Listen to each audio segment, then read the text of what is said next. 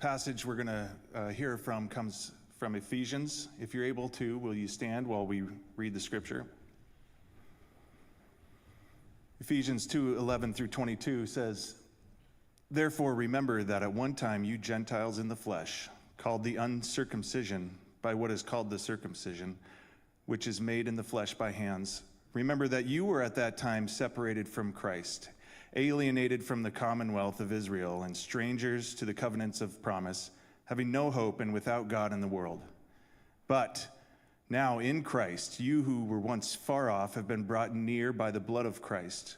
For he himself is our peace, who has made us both one and has broken down in his flesh the dividing wall of hostility by abolishing the law of commandments expressed in ordinances, that he might create in himself one new man in place of the two, so making peace, and might reconcile us both to God in one body through the cross, thereby killing the hostility. And he came and preached peace to you who were far off, and peace to those who were near. For through him we both have access in one spirit to the Father.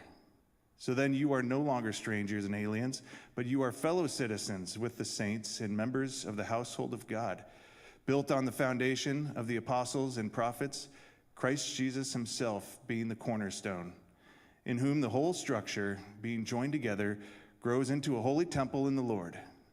In him you are also being built together into a dwelling place for God by the Spirit." Heavenly Father, we come before you today with thanksgiving in our hearts, dwelling on this passage, remembering that you are the cornerstone. We ask you just to help us remember that when life gets crazy, that we can rely on the firm foundation through our gift of salvation through Christ. Lord, just illuminate the words that are coming off the page today. Help Pastor Jeremy preach the word that we need to hear today. In Jesus' name, amen. You may be seated. Good morning, church. Happy Mother's Day. I think everyone knows kind of my disdain for social media, but the reason why I say I try my best not to use it. If anything, even just scrolling through Instagram, sometimes I come across stories from friends or family that kind of gives me pause and makes me feel like FOMO, fear of missing out sometimes, but also sometimes there are a little deeper messages that are embedded in some of those stories. And one that came across this week was I had a friend from seminary, and he posted a picture of him and a woman that did not recognize. And I know his wife, and he was basically saying, here's to new chapters. And I didn't realize, and so I kind of dug in a little deeper. I realized he got divorced. I realized he left the church. This was someone that was very intelligent. I remember just going to church with him, going to seminary classes with him, going to chapel with him, and he was much smarter than I was. He was very interested in getting his PhD in theology, in systematic theology. I learned a lot from him in our study sessions. I remember he was way more knowledgeable than me regarding Christian thought, Christian history. He read way more than I did, and I thought I read a lot. This guy, he had towers and towers of books.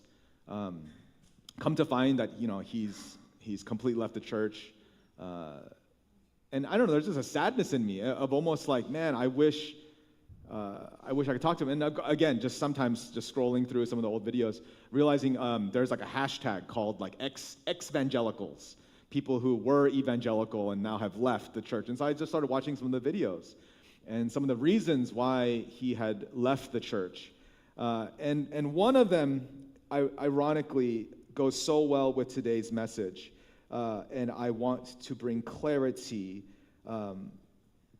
to it. And one of the things, and I'm still wrestling if I should just reach out to him and talk to him, but he makes it very clear that he has no interest in being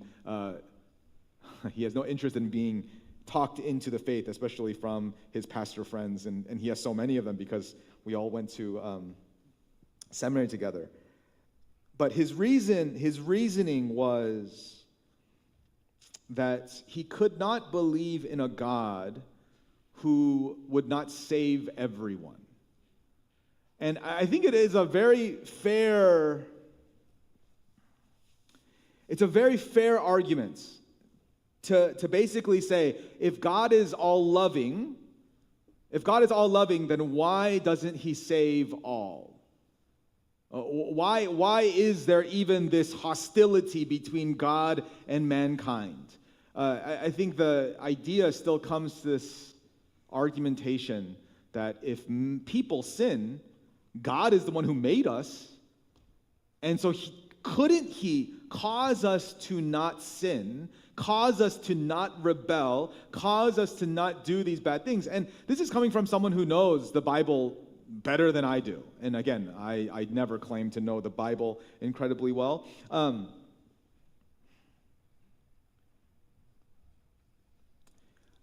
What I notice, and it's not just this one friend from seminary, what I notice is a lot of these arguments against Christianity come down to this idea of, aren't we called to love everyone? Aren't we called to love all people? And my answer to you today is emphatically yes. We are called to love everyone. And I want to bring to clarity this idea that loving people is our goal. Loving God and loving others is the goal of the church. As we are called out, this whole series is, as we're in the book of Ephesians, the first 3 chapters of Ephesians talk about the foundation, the theological foundation of how God has built the church. The last 3 chapters are basically the idea of what now you're supposed to do to build the church and to build his kingdom. But we have to understand something that Paul is addressing here in the beginning of this chapter, and in this beginning of this thought regarding these commands. And I'm sorry, my iPad's not working correctly. Today, what we are trying to accomplish in diving into the text, today's sermon is going to be about explaining that Jesus has come to save, that it's by the blood of Jesus that now the wall of hostility is gone and all are welcomed into the kingdom. This is something that, again, you've probably heard me talk all the time, to talk about how Jesus has defeated the grave. It's by his blood that we are redeemed. Jesus is the way, the truth, and the life. And so please, do not misunderstand me in any way to say that this message is different. This is still about Jesus. I want you to see, though, that there's still, even though the wall of hostility is broken, there is still only one way to the Lord, and it's through obedience to Christ. And so the way that Paul even begins this is by telling the Ephesians, and most likely this group of people, these churches in Ephesus, they are Gentiles, and they have been told by the Jews that they are the uncircumcised, and that they are circumcised and they're uncircumcised, and basically that there is still this distinction, between Jews and Gentiles. And in many ways, Paul is explaining that this wall of hostility is now gone, that these distinctions are no longer, that if you believe in Jesus, now we are one household of God. We are one family. We are now citizens of one. And I understand this is one of the things that even in a class I had with this brother who is no longer now a brother who has left the church, we wrote a 20-page paper, front and back. So it was essentially 40 pages, single-spaced on this passage. And again, if you're like interested in seminary, just know this is what makes seminary. It's like you talk about, I remember it was like over 5 verses in Ephesians 2 that we wrote 20 pages, front and back, single-spaced, to even define what this wall of hostility was. And I remember there were 8 different ideas of what this wall of hostility could be. And I remember we had to choose one and argue for it and basically say, clearly this wall of hostility is the wall, the physical wall that's distinguished in the temple from the Gentiles and the Jews. And it's like, no, the wall of hostility is a cosmic wall, the one between humanity, the spiritual realm and the physical realm. And now that's gone. No. The wall of hostility is between God and mankind. And now through Jesus, that hostility is no longer. Again, I'm sure I'm even boring you with all of these details. The reason why I even bring this up is there is still argumentations about what this hostility is. I'm trying my best to bring to you a message to explain that all of this is still answered by the blood of Jesus. All of this is still solved by obeying and following Christ and Christ alone. But it begins in a step, and what today's passage does, and really, I try my best to be exegetical. I try to be expository and let the text lead. I'm really going to go through this whole passage with you to explain Paul's thought process. And so let's dive into today's text, Ephesians chapter 2, starting from verse 11. Therefore, remember. And I want you to understand this word remember is a command that Paul is giving to these Gentiles. The idea that what they're supposed to do is not an action that we would think. You would think that they are called to action to do something. The first action they are called to do is to remember. So therefore, remember that at one time you Gentiles in the flesh called the uncircumcision by what is called the circumcision, which is made by the flesh, in the flesh by hands. Remember that you were at that time separated from Christ, alienated from the commonwealth of Israel, and strangers to the covenants of promise, having no hope and without God in the world. What Paul is doing here is he is telling the Gentile church, Gentile believers, to do something. And it is to remember that you at one point were in hostility to God. You were alienated from Christ. You were separated from the covenant of promise. And there's a reason why he is telling them to remember this.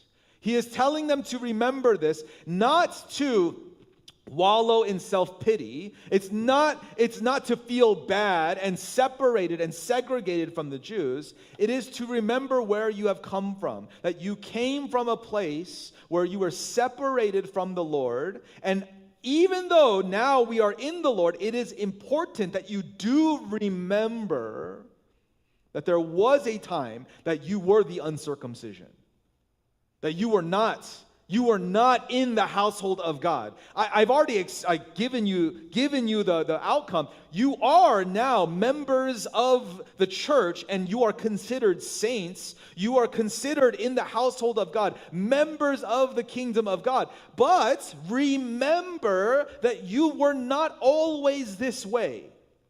It is important to make this distinction that you were not born into this. This was not something that was your right. It was not something that you should take for granted. The Gentile condition before Christ was a total exclusion, separated from the Messiah, alienated from God's people, strangers to every covenant, without hope and without God in the world. The reason why this is important is because this defeats a sense of entitlement.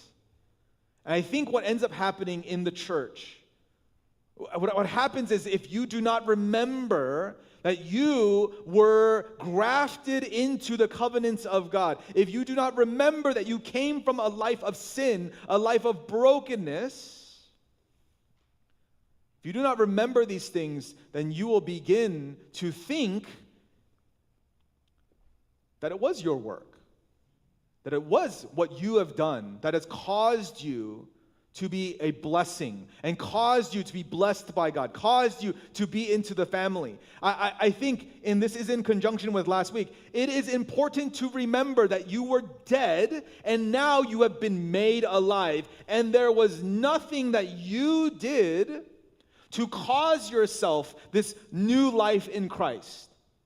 You see, this is my frustration with many times the evangelical world, or you can just call it the Christian world, is because there are times in which we forget that we, by the grace of God, have been granted access to God Himself. That we, through Christ, have been given an invitation to the Lord. I think what ends up happening is we make that secondary. We make the idea that access through Christ, we make it a secondary issue because we take it for granted.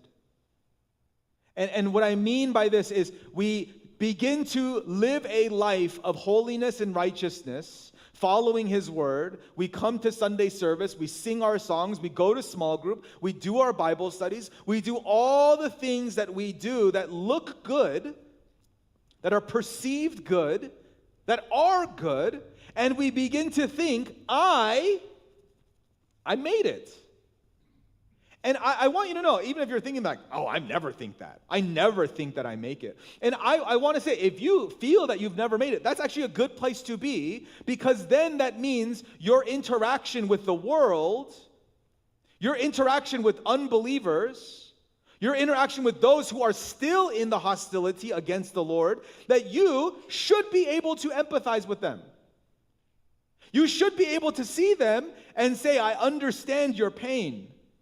I understand you feeling alienated from the Lord. I understand your struggle with sin. I understand that you are dead in hope, that you have no hope. But what do I see more often in the church? I see people that when they encounter those without hope, that they basically say, I don't know what to do. I don't know what to tell you. I see people when they encounter people that are struggling with sin, that they begin to think, oh, you need to fix that. You need to stop doing the bad things that you're doing. You need to make sure that you stop cursing so much, stop drinking so much, stop doing these bad things. And what ends up happening is that there is an idea that I and my community can fix you through morality. And I bring up my friends who are ex-evangelical, who have left the church, and they tell their horror stories. And they share them around of saying how the church told them that they were disqualified from the love of God because they smoked weed. That they were disqualified from the love of God because they partied underage. That they were disqualified from the love of God because they were doing these sins. And here, okay, this is what's so fascinating to me. This is not where the church is supposed to say, well, it's okay to sin because Jesus died for you.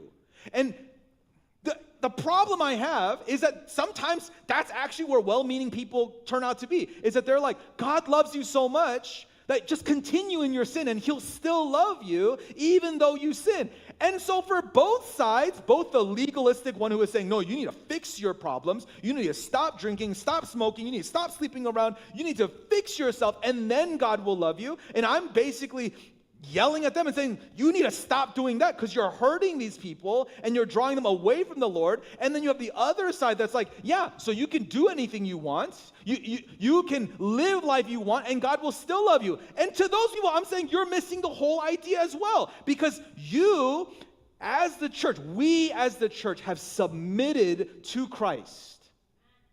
And if we've submitted to Christ, then it's not about what I want to do.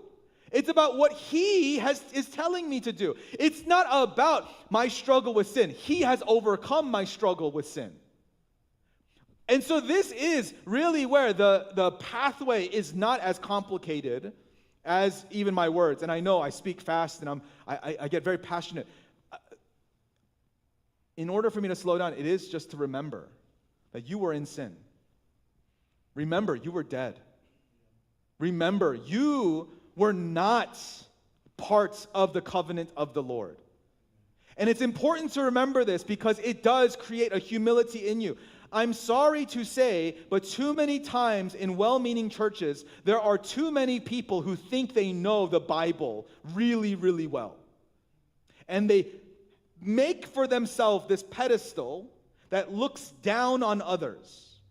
And it's basically the idea of this. It's the posture of looking down on people and saying, I know better than you. I know the answer. I know how you should fix your life. And there is this, and it's the crossed arms, it's the pointed finger, that again, I'm trying to bring in the idea that there are many people that are harmed by this attitude, not because it's against the structure of the church, but because this arrogant attitude, of course it creates harm. Of course it's going to hurt people. Because this arrogant attitude is saying, you need to fix your life. You need to do better. I am trying to get us as a community to understand our job is to go out into the world. The first step is that we remember that we were unworthy.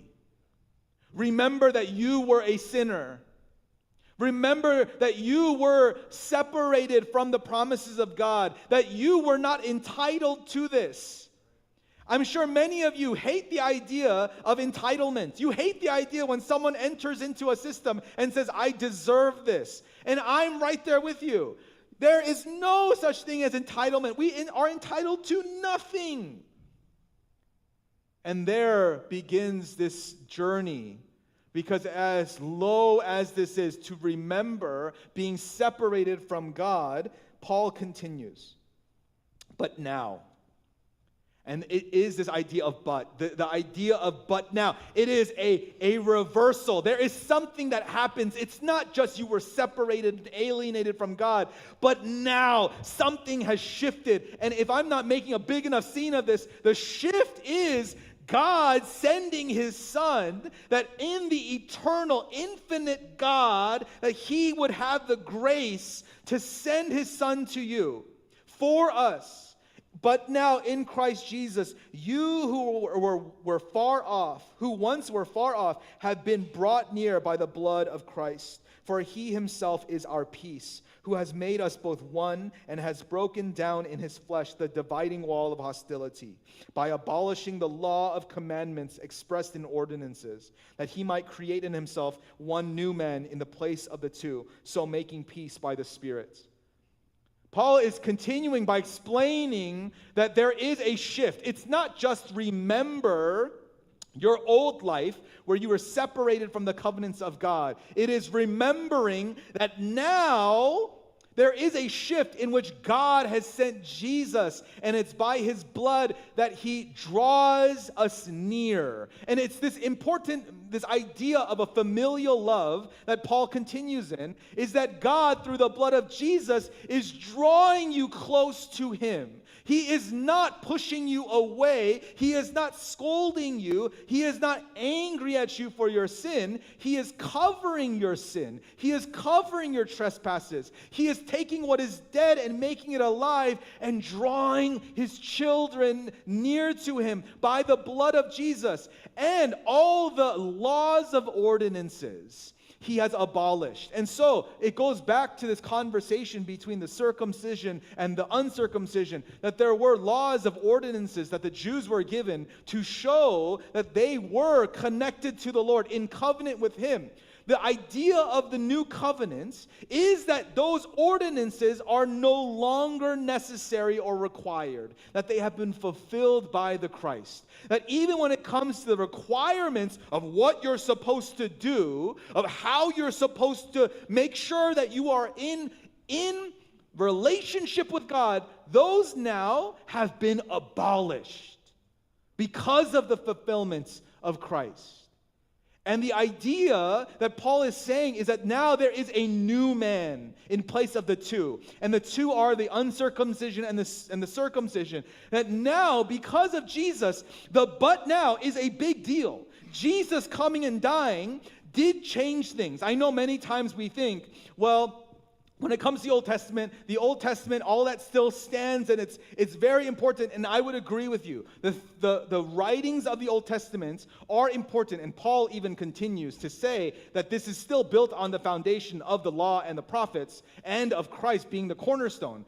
But the idea that he is bringing is the categorization of circumcision and uncircumcision now has been made into a new man. And so there is a shift. There is something different that has happened because of Jesus.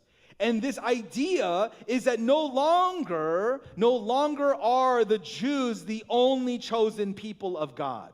It does not negate or take away the covenants that God has made with Abraham. It does not take away the covenants and the promises that God made with David. It is the idea that because Jesus died and his blood is over us, we are now grafted into these promises. And there is no distinction between Gentile and Jew, that now we have morphed into one new man where we can be in confidence. Verse 16, and might reconcile us both to God in one body through the cross, thereby killing the hostility. And he came and preached peace to you who were far off and peace to those who were near. For through him we have access in one Spirit to the Father. What I want to focus on is this but now. And this but now, this shift that's changed everything, is that the blood of Christ has killed the hostility. And this is something many of you will have to wrestle with, and it comes with understanding the peace of God. Your salvation was not built by you. It was not because of your hard work. It was not because of your sinless life. It was not because you've never been addicted to drugs. It's not because you've only been faithful to your wife and you've never strayed away. You've never done anything wrong. It's not built on the idea that you are generous and kind and patient and wonderful, and that you are the one who is the center of all things. The but now has nothing to do with what we've done. The but now is because Jesus came into the picture. It's because a God who is infinite in power sent his Son, the second person of the Trinity. He sent God. He sent his one and only Son to die on a cross for us. That is the work.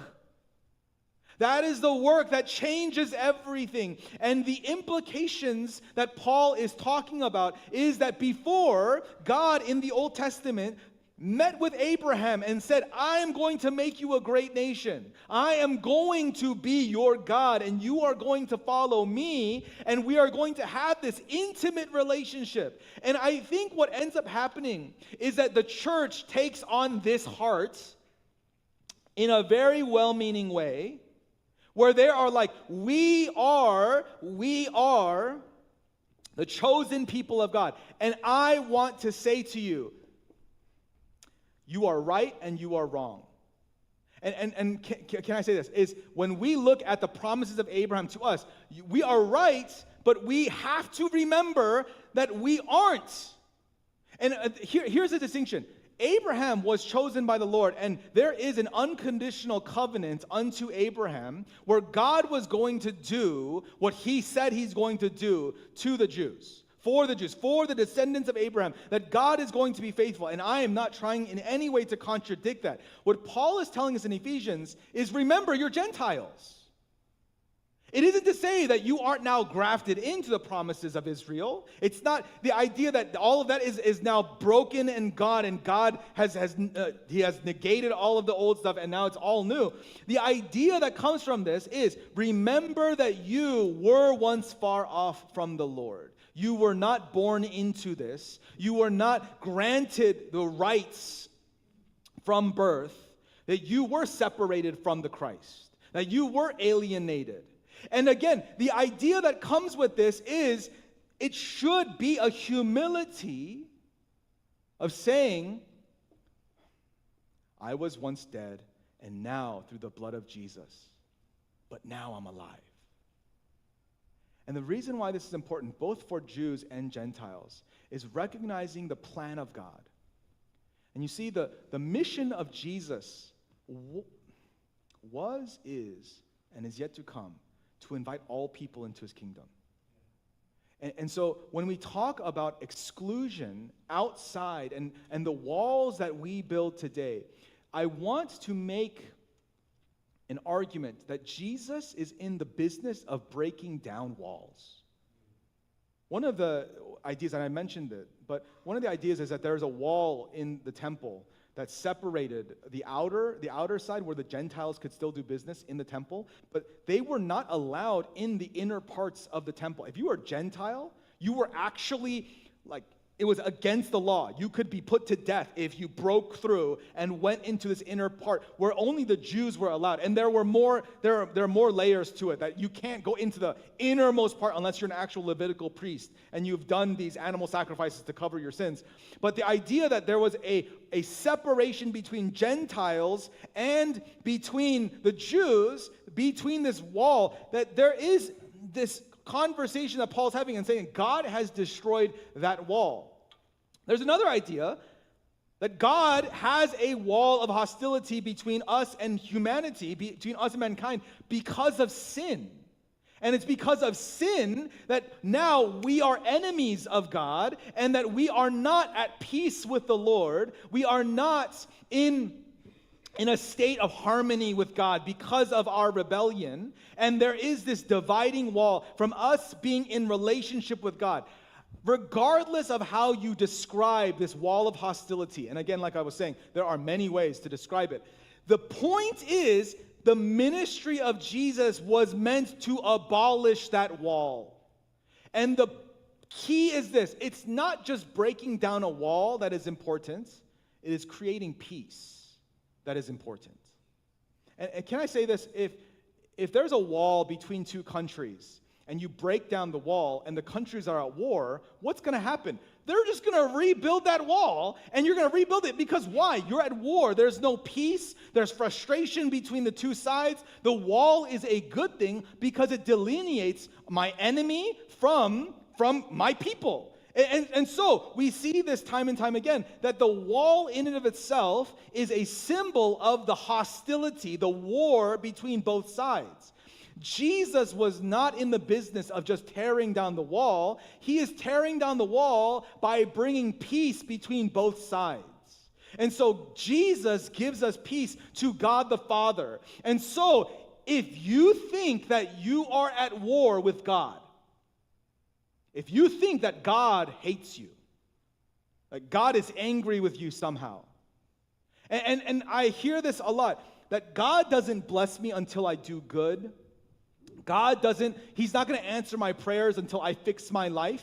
I want to say something. You're still at war with God then.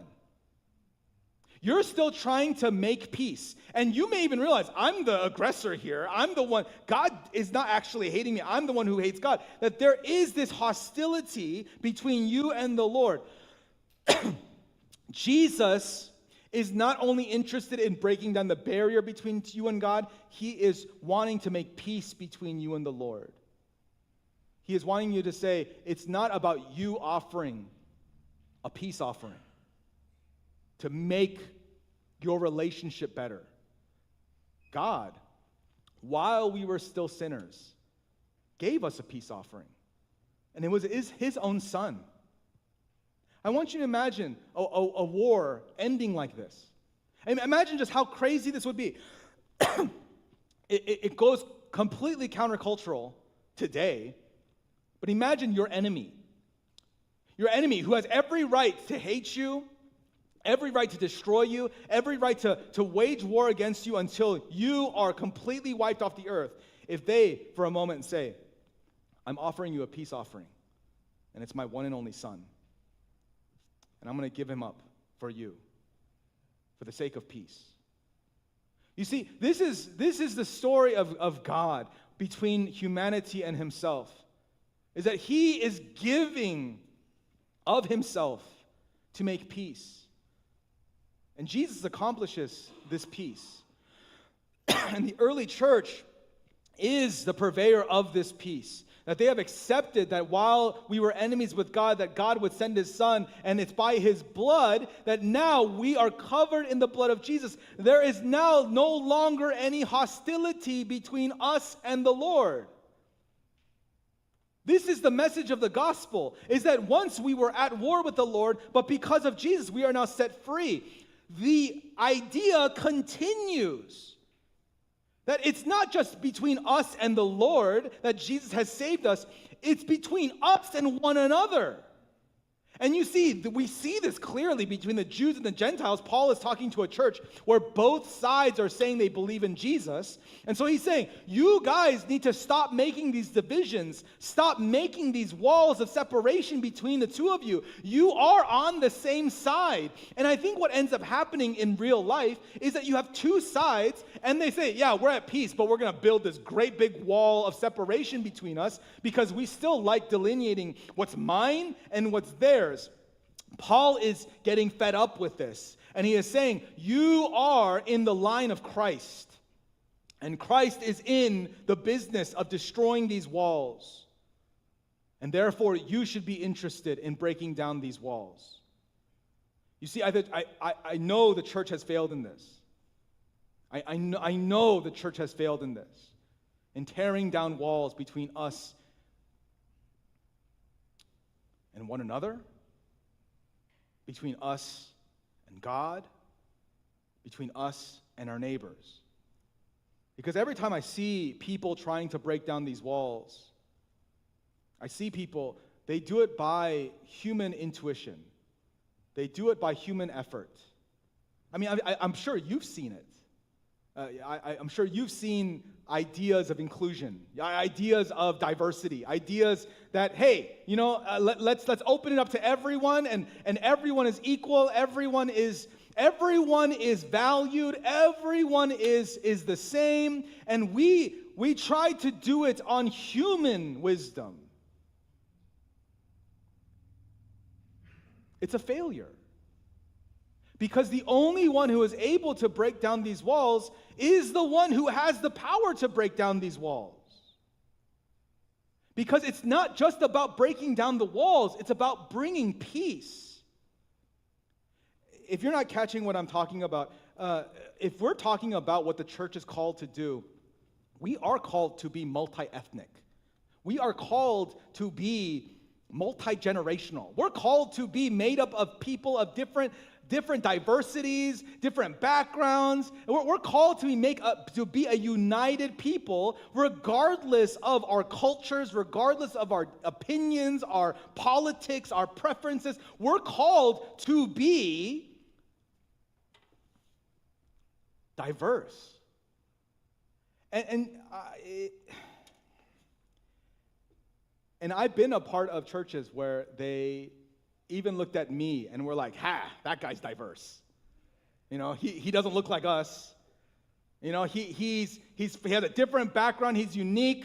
And so that's what God wants us to do, is to be more like that. And I would be the first to explain that is human machinations, where you're trying to artificially create diversity, artificially create the idea that, we're all going to hold hands and sing Kumbaya and drink Pepsi together because we're all a happy family, we're all Kumbaya with one another.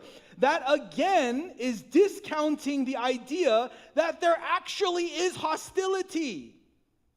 You see, there's no point in breaking down the walls if there remains a hostility. So how does this all make sense? Is that because we remember we were once enemies of God, but by the blood of Jesus, we have been given peace. Now we can live in unity. The reason why the church's diversity should be different than the world's diversity is because the world is proclaiming diversity with no basis of peace. The world wants wars to end just by saying, just give up. Just lay down your arms and let the war be done. I want to explain to you, that's a terrible way to end a war. Because if the other side says they give up, they're surrendering, we're just going to overrun them. Because why? There's no peace. But here is the thing of what Jesus has done. He has said, the war is over. You can stop killing each other because you can kill me instead. The war is over between you and God because you can kill me instead. The war should be over between the two parties because I have already paid the price for your eternal lives. That Jesus has not just broken down the wall of hostility, he is the Prince of Peace.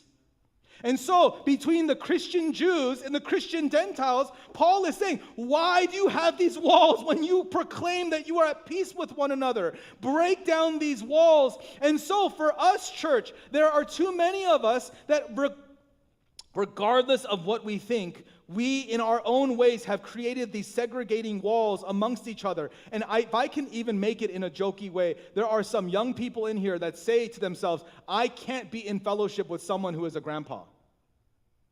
There's nothing, we don't have anything similar, and so why should we break bread together? And so what do I hear in a lot of churches is I need a church that has more young adults, people who are like me. Again, if you're like, oh, he's talking about me, I am talking about you. You know, I've seen churches where it's like, I only want to hang around other seniors because those young whippersnappers, I don't even understand the language they use. We love to make these walls of hostility, but the way Paul is addressing his church is saying, what are you guys doing? You are now all members of the household of God, and there is a blessing to be operating in the Spirit amongst one another. And so, church, what I'm saying is as we continue, there is this passion that I hear from Paul. Verse 19, so then you are no longer strangers and aliens, but you are fellow citizens with the saints and members of the household of God, built on the foundation of the apostles and prophets, Christ Jesus himself being the cornerstone, in whom the whole structure being joined together grows into a holy temple in the Lord. In him you also are being built together into a dwelling place of God. This is such an important idea when it comes to the church, is because God is the one who is building the church. And the reason why he is building the church is because he desires to dwell in us. And we know individually you are a temple of the Holy Spirit. You are a temple of the Lord. But there is an idea that together we are a temple of the Lord. And therefore we need to interact with one another. We need to be in worship of the same God together. And this is why I believe in a multi-generational church. I believe in a multi-ethnic church. I believe in a church that has many different cultures and different types of people, ages, groups, and different opinions and politics. Why? It's because all of those things, Christ has brought peace. You can't stop me. Christ has brought peace, whether you are Republican or Democrat. Praise God that we no longer have to war with one another.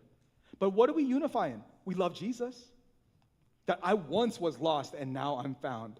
So praise God that praise God that you vote that way. Praise God you vote that way. Praise God that you are in the baby boomer generation. Praise God you're Gen Z. Praise God for the millennials. Praise God for those.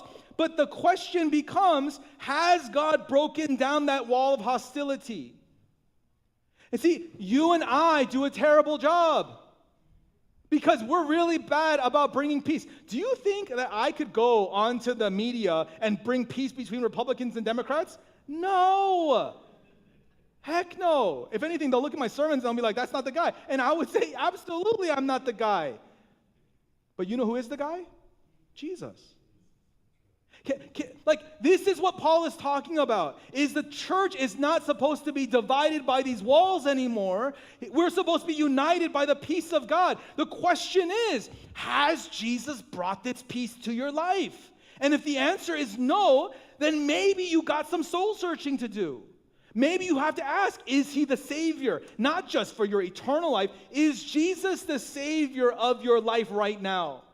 If you are so caught up and you are saying to yourself, I can't worship unless everyone in here looks like me. And you know, even as I say that, when talking about multi-ethnic, I'm someone who I actually really was lost in the Korean American church, where everyone was Korean American. If anything, when someone was Chinese, we would be like, they're not like us. And I know it sounds ridiculous, but there was this idea that I want to worship with people who are like me. You see, the beauty of being a Christian is the Lord desires a temple that He is building, not that you are building. Too many times we want to build a church that looks like our image.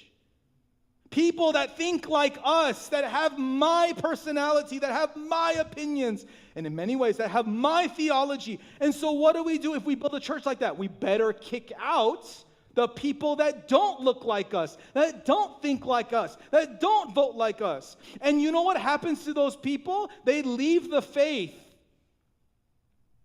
And that's not on you. That's not on me. Because I know God still loves them. But we should care. When someone leaves the church, not because they moved somewhere, not because, when someone leaves the church because they've been hurt by the church, their salvation is still in the hands of God, and so I'm not trying to be their savior. But I'm saying is we should hurt with them. And we should say, I'm sorry that we made these walls of hostility between us and you. We should just come together and try to worship Jesus together. You see, it's like something like this. If someone comes with a drug addiction, do they need to solve their drug addiction before they come to meet Jesus? They have full access to the God of peace, the Prince of Peace, who can bring peace in their life. And if God gives them peace and He indwells them, He can give them the power to no longer war with their addictions. I don't have that power, but I do believe in a God who does have that power. And so when I see someone come and they have problems, this is the place for you. Because we remember we were once dead and now we're alive. And so, church, we are no longer strangers to one another. The devil wants you to be strangers to one another. The devil absolutely wants you to only be friends with people who look like you, people who talk like you, people who think like you. But there's a beauty to understanding that your calling is to proclaim the love of Jesus, and He will bring peace.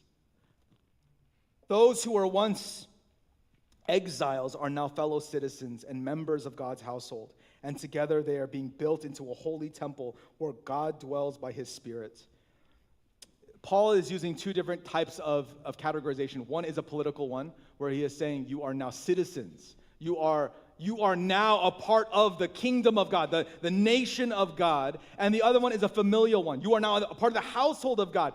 The whole idea that Paul is bringing is you are now in God's family. You are in His sovereign rule and reign, and so you can be at peace. This is not just peace between you and God. This is not just peace between you and Christians. This is peace, a holistic peace in any situation, no matter where you are rich and wealthy, no matter whether you are poor, no matter whether you are healthy and fit or whether you are sick, that you have a peace that surpasses all understanding. Why? Because you are in the household of God, because you have a Father, because the table has been set before you. You are a member not of a political party, you are a member of the sovereignty of God, His governance, that the way your life is ruled and reigned isn't by humans, it's reigned by the Creator of all things. And so you're at peace. You have this sense that God is in control. And so when you interact with people, you have no need for war.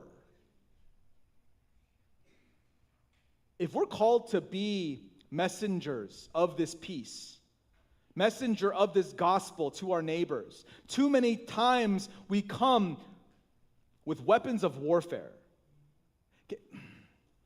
It's not weapons, I hope it's not actual weapons. But many times we go and we say, repent. Repent. Your life is so bad, you need to repent. I'm not saying, I tell you to repent all the time. The idea is not the wording, it's the heart. It's not repent because God hates you. It's repent because God has peace for you. Repent because God has a better way for you. Repent because God loves you.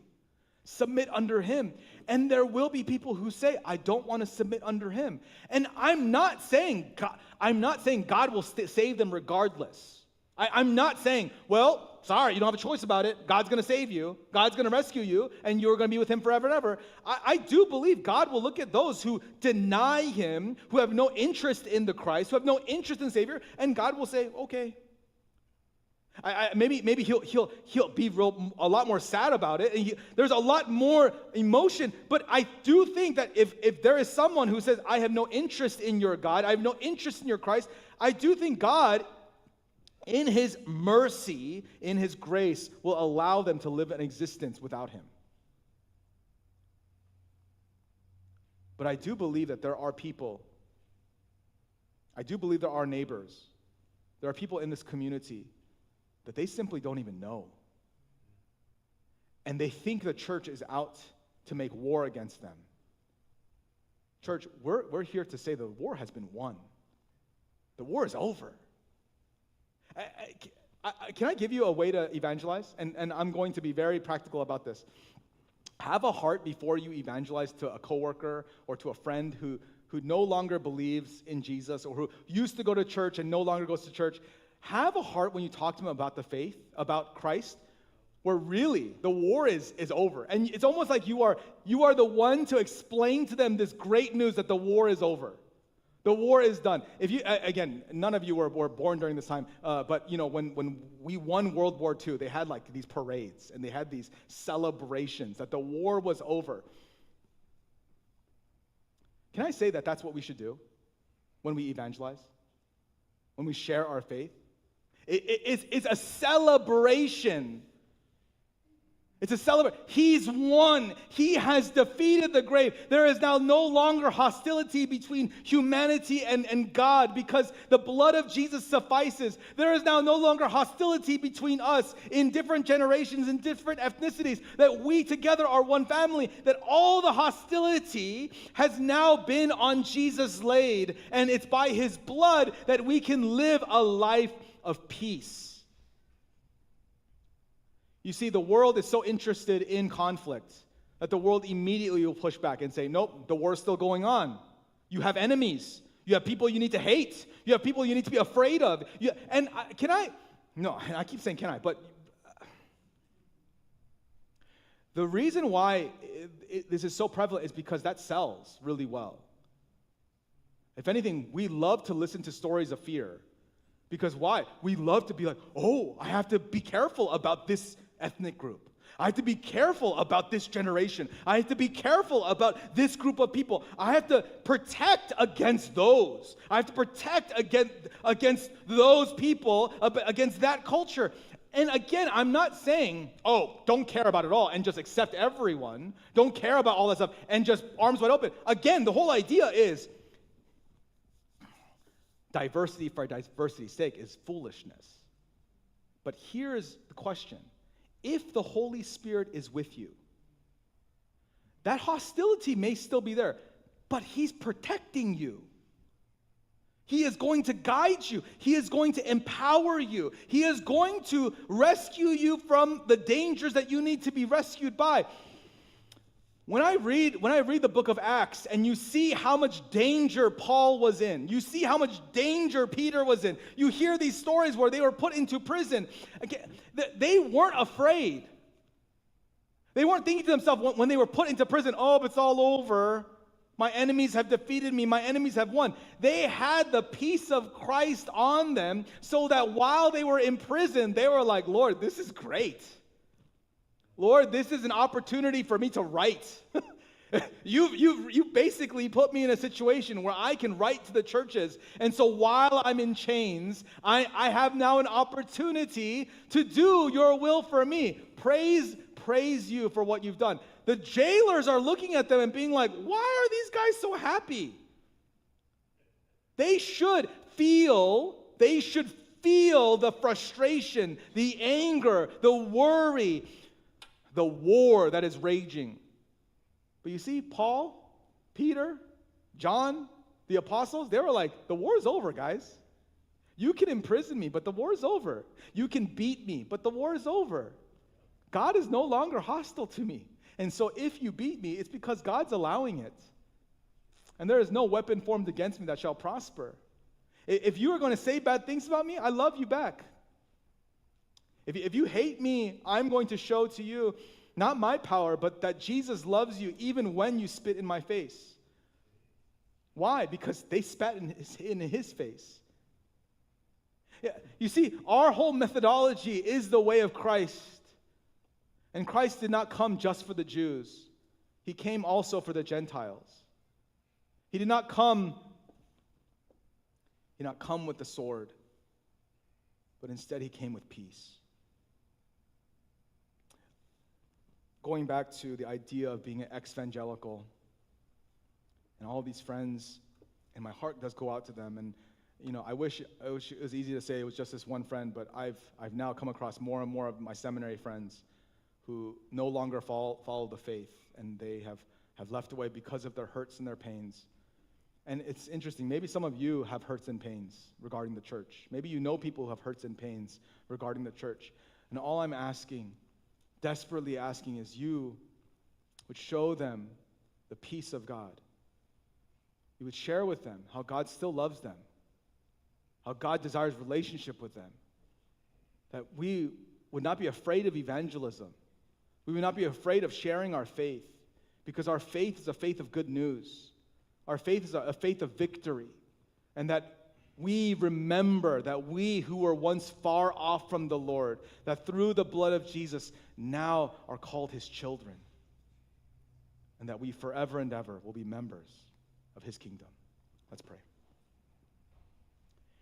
Gracious Heavenly Father, I thank you for your word. I pray, Lord, that as you break down the walls of hostility, as you've already broken them down and defeated the grave and brought peace on earth, Father, I pray that our church would be an example of this. I pray that you would break down generational barriers between each other, racial barriers. Lord, I pray you would bring cultural barriers, language barriers. I pray, Lord, that you would break them all down, and together in one voice we would give you honor and praise.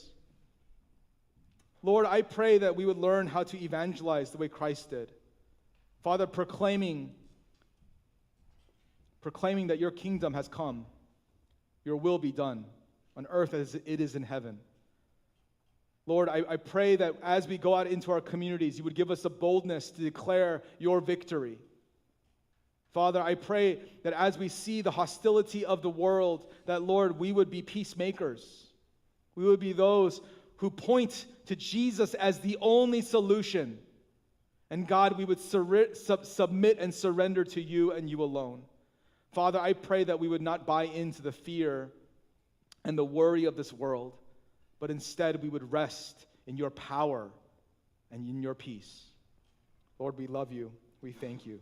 And in Jesus' name we pray. Amen.